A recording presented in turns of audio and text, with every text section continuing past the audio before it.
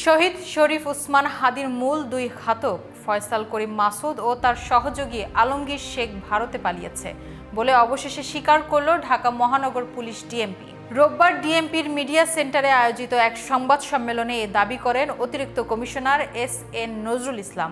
হাদির হত্যাকাণ্ডটি পূর্ব পরিকল্পিত বলে দাবি করে ডিএমপি। ঘটনার পর ফয়সাল ও আলমগীর ঢাকা থেকে সিএনজি চালিত অটোরিকশায় আমিনবাজারে যান।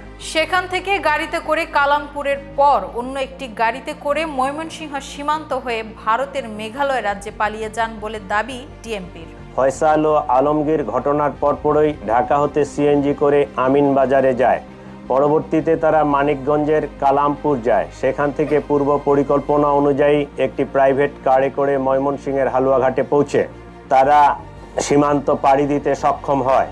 এই দুই সন্ত্রাসীকে পালাতে সহযোগিতা করা পূর্তি ও সামি নামে দুইজনকে মেঘালয় পুলিশ গ্রেফতার করেছে বলে দাবি করেন ডিএমপির এই কর্মকর্তা। কিন্তু ডিএমপির দেয়া এই বক্তব্যে কতটা সন্তুষ্ট করতে পারছে হাদির সমর্থকদের? হাদি হত্যার বিচারের দাবিতে আন্দোলনরত একাধিক সংগঠন থেকে ডিএমপির এই দাবিকে উড়িয়ে দেওয়া হয়।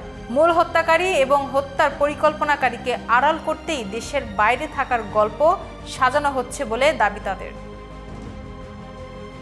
হাদির হত্যাকারীরা দেশের বাইরে গেলেও দুই সহযোগীর সঙ্গে গ্রেফতার হয়েছেন বলেই ধারণা তাদের। ইতিমধ্যে দুই খুনি পুশব্যাক হয়েছে বলেও ধারণা করছেন ইনকিলাব মঞ্চের সহযোগী সংগঠনগুলো। দেশের কোনো একটি সংস্থার হাতে বন্দী আছে এমন ধারণাই তাদের।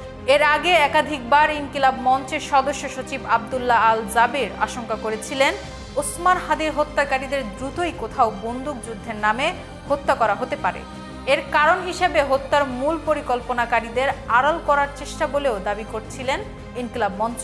ডিএমপির দেয়া এই বিবৃতি প্রত্যাখ্যান করে রোববার রাজধানী সহ ৮ বিভাগে অবরোধ কর্মসূচি পালন করে ইনকিলাব মঞ্চ। দিনে দুপুরে প্রকাশ্যে এমন হত্যার পর পালিয়ে যাওয়া এবং গ্রেফতার নিয়ে প্রশাসনের নানা ভূমিকাকে সত্য আড়ালের প্রচেষ্টা হিসেবেই দেখছেন হাদির সমর্থকরা।